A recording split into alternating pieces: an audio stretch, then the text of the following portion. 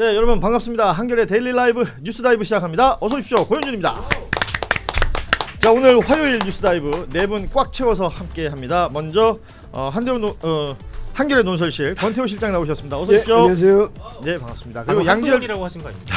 뭐라고요? 한동훈 나도 한동훈으로 들었어요. 한동훈으로 들었어요. 어떤 저도. 사이길래 도대체 한동훈이라고? 야, 그렇게 좋아? 도토리야? 아무 말도 안 했어요. 나는 아무 말도 안 했어요. 예. 자, 양지열 변호사 함께합니다. 어서 오십시오. 네, 안녕하세요. 양재열입니다. 예, 박영식 평론가 함께합니다. 네, 안녕하세요, 박영식입니다. 자, 오윤혜 씨도 함께합니다. 어서 오십시오. 네, 반갑습니다. 오윤혜입니다. 지난주에 졸지에 30분 더 있잖아요. 네. 오늘은 칼퇴근하도록 하겠습니다.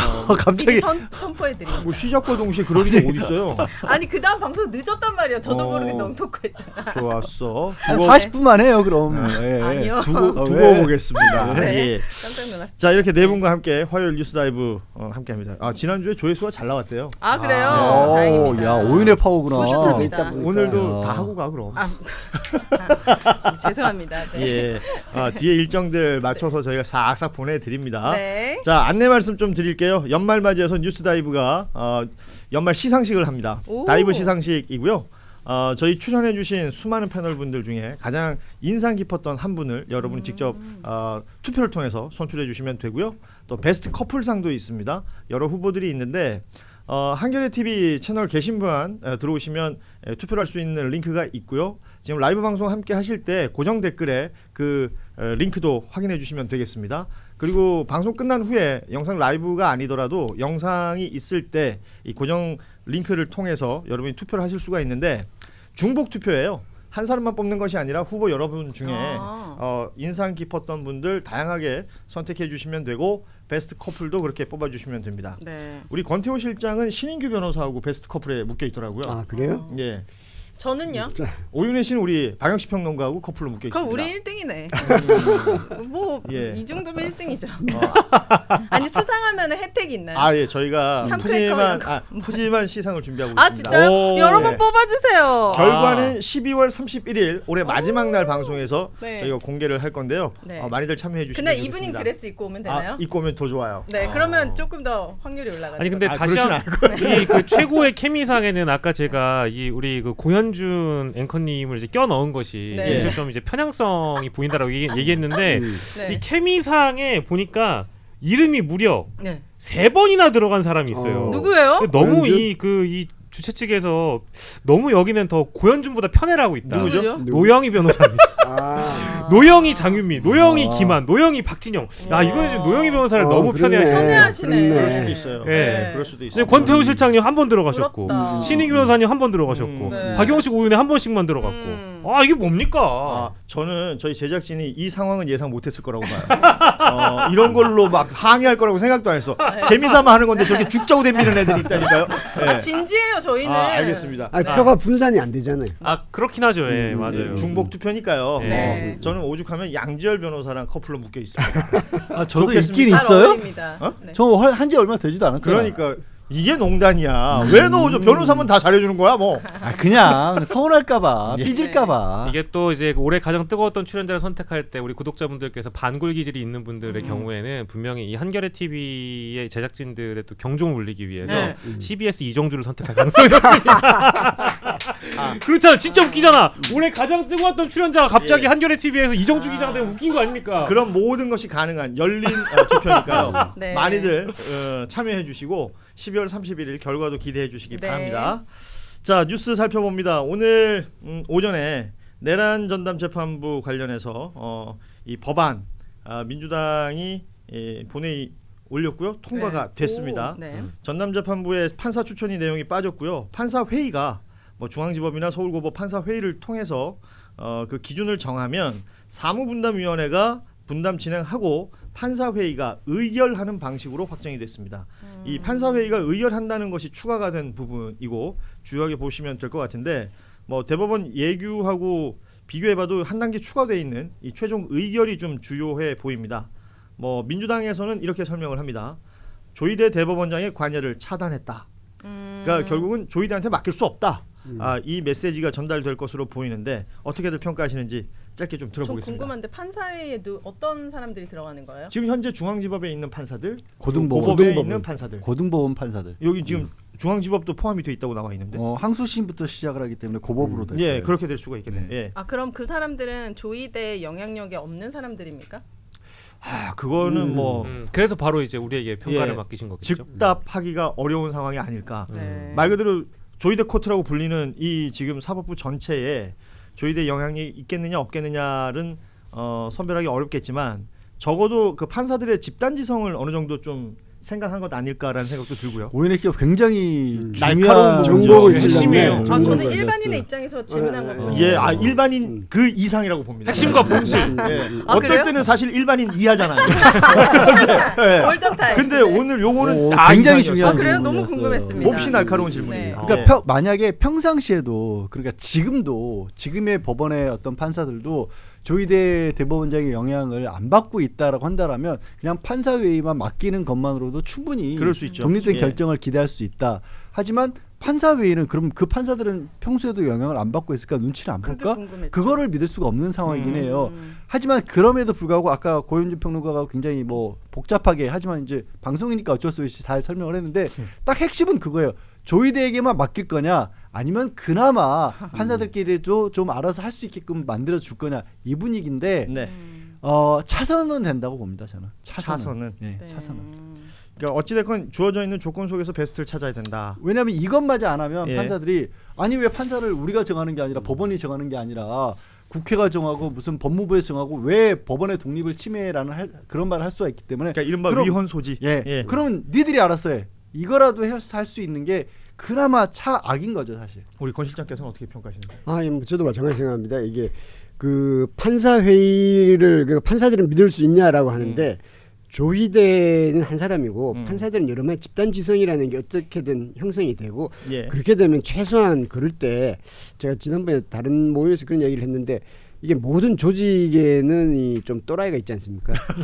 모든 조직에는 또라이가 있어요. 이렇게 품격 있는 혹시 단어를 여기에도 써주실 있나요? 줄이야. 아니 여기는 그러니까 없죠. 모든 조직에 여기 있어. 20% 정도 있어요. 모든 조직은 20% 정도 20%야 딱 20%한 명인데 5명 중에 20%는 딱 한 명인데 여기 여기 자, 우리 그거 하자. 하나, 둘, 셋 하면 지목하게 하자. 하나, 둘, 셋.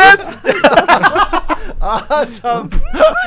왜 그러시는 거예요? 아니 그게 조직이 건강하다는 거예요. 아 조직이 건강하다. 건강한 조직. 그러니까 이제 판사회의에서 처음에 이제 추천을 하자고 했을 땐 네. 그거였을 겁니다. 그렇게 됐을 경우에는 주기현 같은 사람, 저런 사람은 이거 맡으면 안 되지 않을까?라고 집단지성으로 걸러졌을 수 있지 않았겠느냐라고 예. 이제 애초에 그런 생각을 했었던 거죠. 근데 이제 판사회의라고 하는 것은 그래도 최소한의 신뢰를 갖는다는 거죠. 그리고 또 이제 위헌성 시비를 벗어나기 위해서 그리고 이제 예규하고 법률 이거 관련해서 제가 그 전직 대법관한테 한번 물어봤어요. 예. 이거 예규로 하면 언제든지 바꿀 수 있는 거 아니냐. 그래서 규칙이니까. 법률로 하는 거 아니냐. 그랬더니 그건 말도 안 되는 이야기다. 예규라는 것은 대법원에서는 그 법률과 거의 같이 친다. 그래서 이걸 함부로 그렇게 바꿀 수가 없다. 그러면서 막 강변을 하더라고요. 예. 근데 그걸 보면 얼마나 이 불신이 커졌는지 그리고 3월 7일 날 그 사건이 윤석열을 풀어준 그 사건 때문에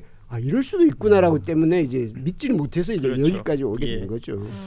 이 판사 조직에 대해서는 뭐 얘기할 것들이 참 많습니다만 제가 앞서 그 중앙지법과 고등법원 얘기를 했었는데 중앙지법이 포함된 것은 영장 전담 판사를 이번에 2명을 두기로 했기 때문에 그 부분에 또 후보가 될 수 있는 것이고 영장 전담 판사 2명을 별도로 두는 것 여기에 또 원칙적으로 재판을 중개한다는 것도 법안에 들어 있습니다. 우리 박영식 평론가는 이 부분에 대해서는 어떻게 봐요? 저는 뭐 당연히 이제 이 뭐 재판 중개에 대한 원칙이라든지 그리고 가장 이번에 이 내란 진압과 종식에 어려움을 겪었던 가장 큰 부분은 바로 영장 전담 판사들이 제법 인용을 할 부분도 대부분 다 기각을 시켰기 때문에 특검의 수사가 한계가 있었다라는 부분. 예. 그러니까 이제 특검의 수사가 일부 미진하거나 속도감 측면에서 좀 미진했던 부분에 대한 전 동의를 하는 편인데 결국 3특검의 수사에 늘 브레이크가 걸렸던 원인 중에 하나는 영장 전담 판사들이 영장을 번번이 기각함으로 인해서 수사의 속도감을 내지 못했다라는 부분이거든요. 예. 이제 그런 차원에서는 앞으로의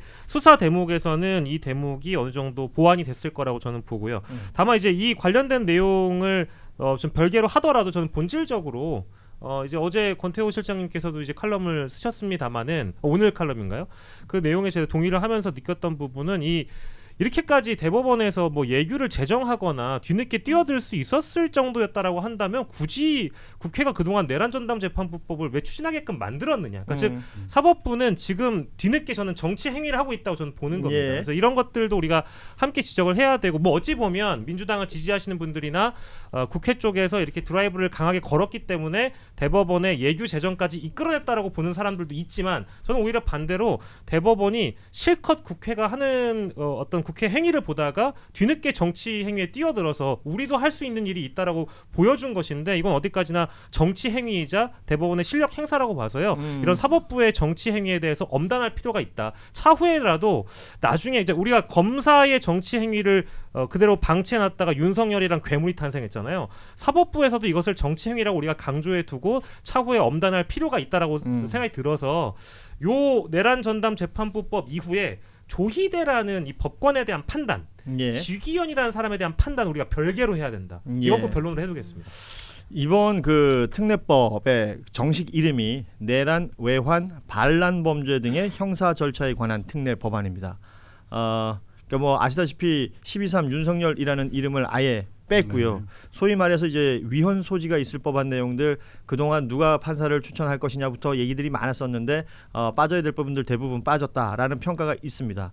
그러다 보니까 뭐 민주당 내부에서도 애초에 이렇게 법을 만들었으면 되지 않느냐. 중간에 그런 어떤 여러 과정들이 불편하게 지금 이어질 필요가 없었던 것 아니냐라는 지적들도 나오는데 지금 아까 우리 양지열 변호사 말씀하셨지만 뭐 최선은 아니라 할지라도 차선으로는 충분하다 이렇게 평가를 하신다. 그러니까 지금 그런 거예요. 그러니까 아까 조금 전에 얘기했던 민주당 내부에서 원래 특검법을 통과시킬 때 내란 전담 재판부도 같이 만들자는 의견도 있었어요. 그런 목소리도 굉장히 높았는데 그때 참 민주당 내에서도 고민이 있었던 거죠. 뭐 이렇게까지 밀어붙이면 여론이 또 나빠지는 거 아니야? 저는 그런 고민 하느라고 굉장히 중요한 것들을 많이 놓쳤고요. 오히려 더 힘들게 만든 상황을 끌어냈다라고 봅니다. 얘기가 나올 때마다 몇 번에 걸쳐서 내란 재판부, 전담 재판부 얘기가 지금 7월 이후로 뭐 뭔가 재판이 막히면 지기현이 이상한 행동을 하면 그래서 내란 전담 재판부 만들었어야 돼, 만들었어요. 그러다 마지못해서 연말까지 밀려온 거 아니에요. 왜 이런 거를 굳이 이게 자충수였다고 보고요. 제가 이렇게 차악이라도 된다는 말씀은 이런 겁니다. 기본적으로 지금 사법개혁을 하겠다라는 거의 취지에는 다른 걸 다 떠나서 지금은요. 왜 대법원장 한 사람이 바뀌면 대한민국 법원 전체 분위기가 왜 바꿔야 되느냐. 이거는 그 사람들이 말하는 사법부 독립도 이게 아니지 않느냐. 각 법원의 판사마다 성향이 다른 것까지는 우리가 어쩔 수 없다고 치더라도 그럼 판사마다라도 달라야 되는데 왜 모든 사건이 저희 변호사들끼리요 단적으로 이런 얘기했어요. 조희대 대법원장이 옵니다고 하니까 야 앞으로 노동사건 힘들어지겠다. 맞지 말자 이런 얘기를 해요 변호사들이 실제로. 그럼 모든 법원이 그 방향으로 간다는 거 아니에요. 그거 하지 말자. 그러니까 대법원장이 누가 되건 간에 각 법관들 재판은 독립시켜주자. 그 법원의 판사의 성향에 따라서 내지는 그 사람의 신념에 따라서 법률과 양심에 따라 재판하게끔 해주자. 그게 오히려 사법부 독립 아니냐. 이 얘기를 하는 거거든요. 그거에 아주 극히 일부분의 실현이 이 내란 전담 재판부에서 이루어질 수 있는 거예요. 적어도 그래서 제가 차악이라 차선이라고 말씀드린 겁니다. 그렇군요. 사실 다른 법원들도 다 이렇게 왜 판사들이 자기들 법에 따라서 하지 않고 왜 대법원 눈치 보고 법원장 눈치 보고 지금 저 지원장 눈치 보고 심지어 그 이른바 사법농단 때는요. 법원 행정처에서 의견서를 낸 거를 그냥 판사들이 받아들여서 그걸 재판에 반영을 해요. 그러지 말자는 거예요. 인사권 때문에 그런 거 아닙니까? 그렇죠. 인사 목줄 지고 있으니까. 그런데 어떻게 집단 지성을 믿을 수가 있죠? 저는 이 판사를 결정하는 것도 판사 회의를 통해서 의결되고 마지막에 사법부의 판단도 결국 판사가 하는 건데 엄청난 권한이 있지만 그들이 책임은 지지 않잖아요. 책임을 물을 수 있는 부분도 있었으면 좋지 않았을까라는 아쉬움이 있습니다. 네. 그러니까 사법부 외에서 어떤 이 통제의 기능, 사실 민주적인 사회 절차를 보자면 주권자인 국민들로부터 통제를 받느냐 그렇지 않느냐는 굉장히 중요한 요소가 될 수 있을 텐데 사법부에 관련해서는 이 부분에 대해서는 굉장히 기능이 제대로 작동하지 않는다라는 지적들을 꾸준히 해오고 있어서 소위 말하는 개혁 이야기를 하는 것이고 사법부 전체에 대한 개혁이라기보다는 법원에 대한 개혁이다라는 지적을 하는 분들도 있습니다. 고법에서 서울 고법에서 어제 회의를 했어요. 판사 회의를 했고 사실상 민주당 법안이 올라오면 전담재판부 구성을 위한 절차를 진행한다라는 내용이 정리가 됐습니다. 뭐 그러다 보니까 조희대 대법원장 출근할 때 기자들이 당연히 물어봤겠죠. 검토하고 있다. 예, 이 한마디 하고 쓱 들어가 버렸는데 결국은 뭐 제가 기억하는 한 뭐 그 전에도 수많은 뭐 대법원장들이 있었겠지만 양승태 대법원, 김명수 대법원 그리고 조희대 대법원 그러니까 이 법원들이 그 대법원장들 이름 바뀔 때마다 기조가 달라진다는 건 우리 양질 변호사 지금 지적해 주셨지만 이거 이상하잖아요. 그때 헌법이 바뀌진 않았거든요. 그러니까 이런 것들에 대한 문제 제기는 꾸준히 할 수 있을 것 같고 박영식 평론가의 지적처럼 향후에라도 문제 있는 판사들에 대해서 어떻게 할 것이냐. 어제 창원지법에서 명태균, 김영선 결심 공판이 있었고 각각 6년, 5년 구형받았지 않습니까? 그 재판을 했던 판사가 김희택 판사인데 여러분 아시는 그 면세점에 뭐 연락해가지고 할인 받아가지고 뭐 막스마라 이런 거 받았다는 그 판사거든요. 네. 논란이 됐던 판사에 대한 얘기는 오히려 쏙 빠져 있는 상태에서 검찰 구형 얘기만 뉴스에 나오다 보니까 그 왜 제주도에 애기 보러 갔던 판사라든지 근황이 궁금한 판사들이 있잖아요. 아직도 판사예요, 그 사람들? 다 판사입니다. 아. 지금 조희대 코트에서 지금 제대로 작동 안 하는 것 중에 하나가 문제 있는 판사들에 대한 징계예요. 내란 이후에 그런 것들도 지금 다 스톱돼 있는 것처럼 보인단 말이에요. 거기에 대해서 누가 얘기를 하면 사법부 독립을 흔들지 말라고 합니다. 그게 이제 뭐 대통령께서 이제 최근에 업무보고에서 늘 공직자의 태도에 대해서 강조할 때마다 늘 하셨던 얘기인데요. 권한만 가지려고 하고 책임을 지지 않으려고 하잖아요. 공직자의 자세는 거기에서 저는 비롯된다고 봅니다. 근데 이 사법부의 법복을 입은 법관들도 어찌 보면 국민을 대리해서 공무를 보시는 분들인데 이분들은 자신들의 권한만 가지려고 하고 목은 뻣뻣하고 어깨에 벽돌 들어간 것처럼 12.3 계엄이 터진 이후에 단 한 번도 내란을 정식으로 인정한 판사들이 없을진데 공개적으로요 없을진데 뭐 내란 전담 재판부 얘기만 나오면 뭐 위헌 거렸던 것도 사실이고요. 그러니까 이제 국민들이 보시기에 이 공무원들이 이 법관들도 공무원일 텐데 왜 그들은 자신들의 행위에 대해서 잘못된 지적을 받으면 그 인정하려고 하지 않고 오히려 은폐시키고 덮으려고만 하고 책임지지 않으려고 하는가? 한데 반대로 상위 윗선에 있는 고위 법관들의 태도는 오히려 국민의 대기관인 국회를 무시하거나 국회를 발 아래쯤으로 보고 자신들의 권한만을 누리려고 하는 이런 태도 자체가 사실은 국민들이 보기에는 절대 인정할 수가 없는 부분이어서 앞으로 아까 제가 말씀드린 대로 동호반복적인 측면이 있습니다만은 그런 법관들은 우리가 잊지 말고 당연히 징계하고 처벌할 수 있는 방법을 또 만들어야 되겠죠. 그래서 뭐 이따 뒤에 또 신인규 변호사도 나오시고 지금 양지열 변호사도 앞에 계십니다만은 저는 이 내란 전담 재판부 법안은 따로 이제 추진을 하더라도 앞으로 공수처의 권한을 더 확대해서 판사들도 또 처벌할 수 있는 그런 방법들을 더 좀 강화시킨다든지 이런 것들도 좀 넓혀갔으면 좋겠다는 생각이 좀 들고요. 이제 우리가 사법부 스스로 이걸 징계해라, 정리해라 이제 요구하는 거 사실 지칩니다. 왜냐면 반년 넘게 해왔는데 조희대 코트에서는 아무런 변화가 없었거든요. 거기에 대한 좀 무력감도 느끼고 있기 때문에 이걸 해결할 수 있는 집단 결국 누구냐? 국회죠.